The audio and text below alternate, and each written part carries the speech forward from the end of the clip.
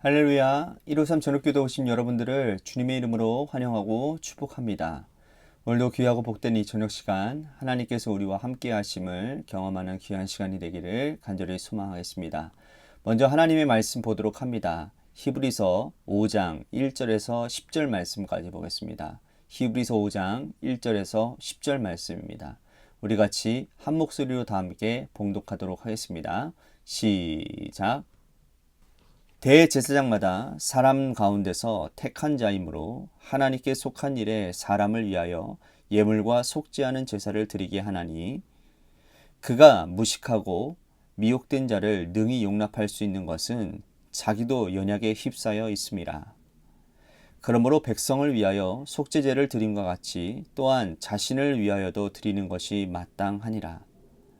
이 존귀는 아무도 스스로 취하지 못하고 오직 아론과 같이 하나님의 부르심을 받은 자여야 할 것이니라. 또한 이와 같이 그리스도께서 대제사장 되심도 스스로 영광을 취하심이 아니요 오직 말씀하신 이가 그에게 이르시되 너는 내 아들이니 내가 오늘 너를 낳았다 하셨고, 또한 이와 같이 다른 데서 말씀하시되 내가 영원히 멜기세덱의 반차를 따르는 제사장이라 하셨으니 그는 유체에 계실 때에 자기를 죽음에서 능히 구하실 이에게 심한 통곡과 눈물로 간구와 소원을 올렸고 그의 경건하심으로 말미암아 들으심을 얻었느니라. 그가 아들이시면서도 받으신 고난으로 순종함을 배워서 온전하게 되셨은즉 자기에게 순종하는 모든 자에게 영원한 구원의 근원이 되시고 하나님께 멜기세덱의 반차를 따른 대제사장이라 칭하심을 받으셨느니라. 아멘. 어떤 전문적인 일을 하기 위해서는요, 자격이 필요합니다.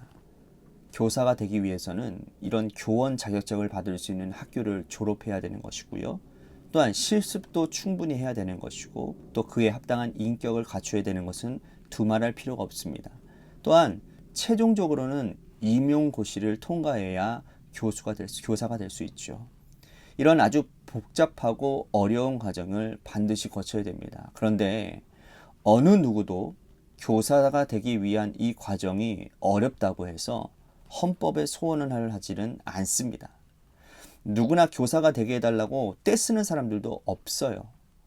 교사가 되기 위해서는 이 정도의 자격은 갖추어야 된다는 것이 사회적인 합의가 되어져 있기 때문이라는 것입니다. 자, 직업의 현장에서 자격이 필요한 것인데 하나님께서 이 대제사장을 선택하시는 일에는 엄격한 기준과 또한 자격이 필요하다는 것이죠. 오늘 말씀은 하나님께서 인간 대제사장을 세우시는 자격과 방법에 대해서 말씀을 하고 있고, 또한 예수 그리스도께서 대제사장이 될 수 있는 이유에 대해서 기록하고 있습니다. 오늘 말씀 1절, 2절 말씀 보겠습니다. 대제사장마다 사람 가운데서 택한 자들이므로 하나님께 속한 일에 사람을 위하여 예물과 속지 않은 제사를 드리게 하나니 그가 무식하고 미혹된 자를 능히 용납할 수 있는 것은 자기도 연약에 휩싸여 있음이라. 자, 이 성경 말씀 가운데 중요한 단어는 바로 연약이라는 단어입니다. 연약. 자, 구약 율법에는요, 하나님께서 인간 제사장을 선택하시는 기준이 있는데 그 기준은 어떤 기준이냐? 바로 연약한 인간을 하나님이 택하셨다라는 거예요. 자, 하나님께서 왜 연약한 자를 택하셨을까요? 연약하기 때문에 미혹당하는 자, 부족한 자, 죄를 짓는 자들을 이해하고 도울 수 있기 때문이라는 겁니다. 강한 자, 능력 있는 자, 약적 없는 자들은 약한 자를 도울 수 없습니다. 그들이 왜 죄를 짓는지, 왜 무너지는지, 백성들의 고뇌와 또 삶의 무게, 아픔을 헤아리지 못합니다. 그러므로 하나님은 연약한 자를 세워서 그가 연약한 자를 세우게 하시는 거예요. 그런데 연약한 자가 제사장이 되면 그도 당연히 연약하고 죄도 지을 것입니다.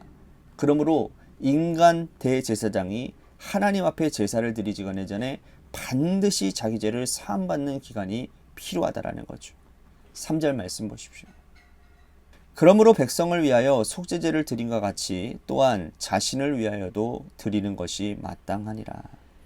구약 율법에 대제사장이 속죄제를 드리기 전에 스스로 자신을 정결하게 하는 속죄의 제사를 드려야만 합니다.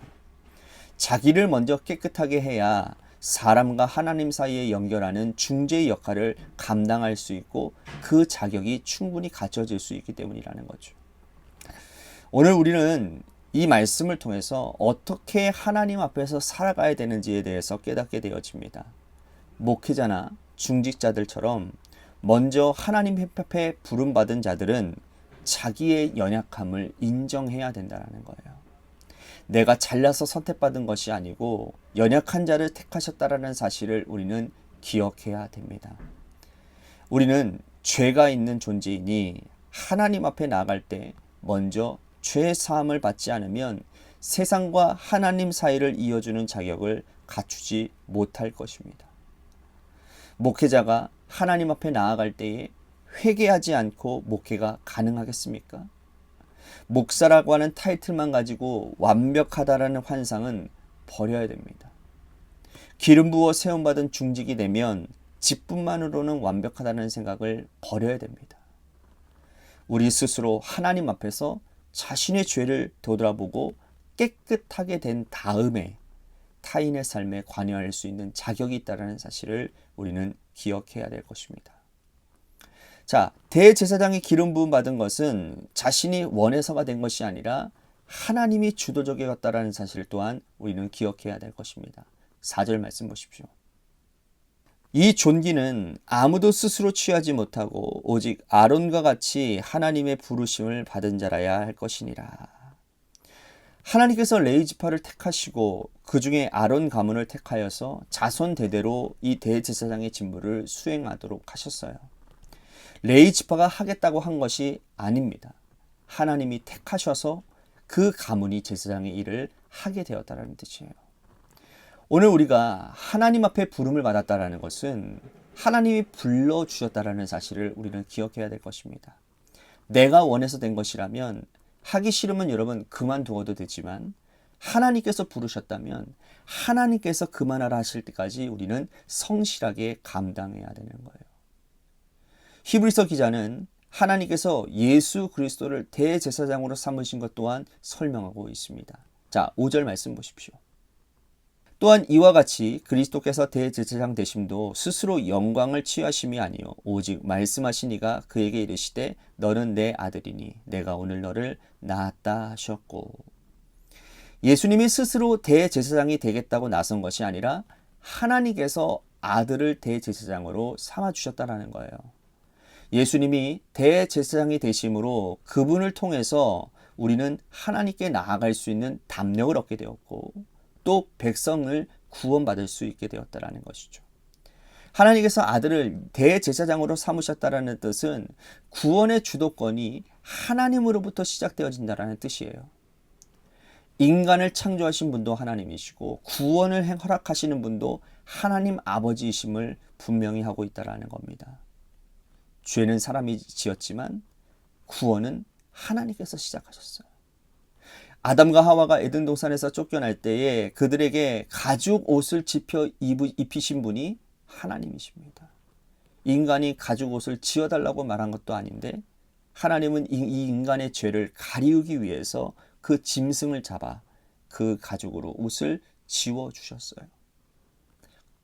이때부터 시작되어진 하나님의 구원의 역사는 예수 그리스도를 이 땅으로 대제사장으로 보내주시는 것까지 이어지게 되는 겁니다.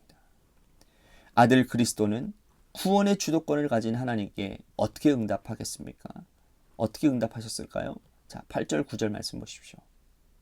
그가 아들이시면서도 받으신 고난으로 순종함을 배워서 온전하게 되셨은즉 자기에게 순종하는 모든 자에게 영원한 구원의 근원이 되시고, 아들 그리스도는 순종하셨습니다. 하나님은 구원을 주도하시고 아들 그리스도는 순종함으로 인간의 구원을 이루어내셨어요. 자, 우리가 예수 그리스도를 따른다라는 의미는 무엇일까요? 그것은 바로 예수님의 순종을 배운다라는 거예요.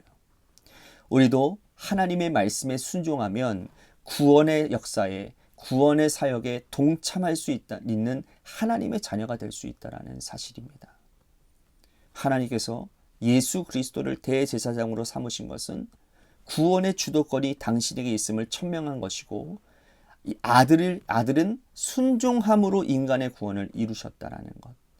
이것이 예수 그리스도가 대제사장이 될 수 있는 자격이라는 거예요.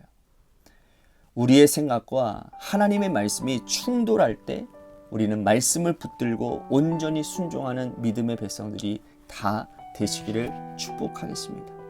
오늘 말씀 생각하면서 우리 같이 기도했으면 좋겠습니다. 예수 그리스도를 본받아 말씀에 순종하는 사람이 되겠습니다. 또한 구원을 주도하시는 하나님께 모든 것을 내어드리겠습니다. 우리 말씀 생각하면서 기도했으면 좋겠습니다. 또 한 가지, 우리 교회를 위해서 간절히 기도합시다.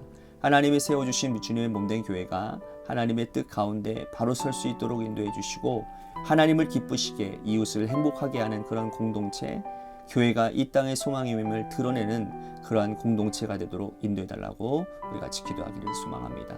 또한 육신의 질병으로 고통당하는 우리 김순환 권사님, 김호중 권사님, 또한 우리 바우자 권사님을 위해서도 기도해 주시기를 바라고, 마지막으로 여러분들의 삶의 자리와 여러분들의 자녀들을 위해서 기도하시다가 시간 돌아가시기를 바랍니다.